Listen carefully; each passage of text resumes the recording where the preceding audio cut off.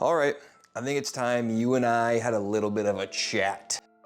Connie, you have put a curse on me ever since I pulled an absurd amount of your character card from Battle for Humanity, and frankly, I'm sick of it.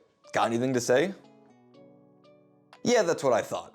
Ever since then, I have done nothing but praise your name through my content and my other reveals. I've been calling you the best character in the game, especially your half a character card from Apocalypse, and I have gotten nothing but people saying that I'm wrong, saying that I'm crazy, calling you unplayable, and honestly, I don't know how much more I can take of it. I'm just starting to think that everyone else is right. Okay, now I feel bad. Listen, all right, I'm sorry. It's not you, it's me.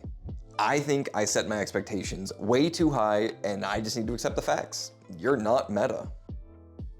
You know what, Connie? You have a point, I'll give you that. I will build a deck with your Apocalypse character and play it at one locals event. That's it. So you just keep floating up there or whatever you're doing and I'll be back. Now what truly makes Connie stand out is his static ability, and only ability, where you can clear a weapon attack from your card pool after it deals damage. But there is a catch: if you do clear that card from your card pool, then you can no longer play copies of that attack for the rest of the turn. Connie's static ability reintroduces the concept of a sort of singleton style Universus deck, where most of our attacks are only one-ofs, so we rarely have to worry about that play condition. And I say sort of because we only have to worry about our attacks being singleton. We can play whatever and how many foundations, actions, assets, and backups we want. But we all know in Universes there are some attacks that are just way too good to be played as a one-of, especially when we're limited to weapon attacks on the life and the air symbol. Now only two questions remain. How do we draw and how do we defend? We are going to need to keep filling up our hand with as many cards as possible as we play attack after attack and clear them from our card pool, and then when it comes to our opponent's turn, we need to figure out a way to stay alive without any defense on face. With all this in mind, here's the plan for my Connie Springer Conflicted Heart deck. Step 1, we're playing on the air symbol. The air symbol gives us a better selection of non-attuned weapon attacks, defensive pieces, and clear interaction. Step 2, attack lineup. I am looking for the best of the best air weapon attacks out there. I want attacks that are letting me draw, that are committing down my opponent's stage, that are buffing my following attacks, and that have clear interaction. And I have one non-weapon attack in mind that I'm probably gonna play. And step 3, I am bundling up assets, actions, foundations, and backups all into one step just to save time, but our foundation lineup is going to look something very similar to an air pony list. I'm going to add some weapon support, some resets, and some defensive pieces to stop our opponent's turn. Our only asset is going to be Cape of No Return, and then our actions will be Filled with Doubt and Airy Smiles as defensive pieces, and our only backup will be Kiyomi so we can draw while we're clearing our attacks. All right, the plan is in place. Let's get to building. I'll see you after locals.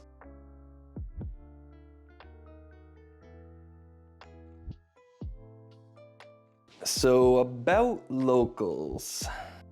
No, don't say it. No, don't you dare say it. Connie, I swear to... Fine, yes, you were right. You are playable. Still not meta, but I did go 2-1 with you at locals.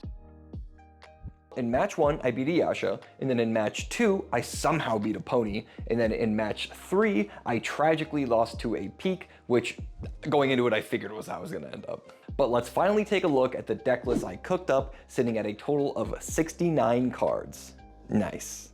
Like we discussed before, I ended up playing a majority of the attacks in my deck as one-ofs. The only attacks that weren't one-ofs were Walk the Dog, Sweeping Daggers, the Ackerman Teams Up, and the only non-weapon attack in my deck was Full Cowling Roundhouse, which no, I am not saying that whole name. While playing attacks, if they didn't land damage, I was able to clear them anyways using Get In, Get Out, and Thunder Spear Demo, and I ended up having a pretty solid amount of draw from the various foundations, attacks, and the backup Kiyomi to keep filling up my hand. On my opponent's turn, I was relying on my Speed Hate foundations to help slow down my opponent's attacks and block, especially with Airy Smiles. Cape and Filled with Doubt came in clutch every now and then, but Frantic Rescue also really helped me a lot by allowing to take a poke and slow down my opponent's go all in turns. But you know what the secret was to really help me win? My opponent's not drawing attacks and checking poorly. And speaking of checking poorly, I had two checks in my deck. You don't want to know how many times I checked those 2 checks.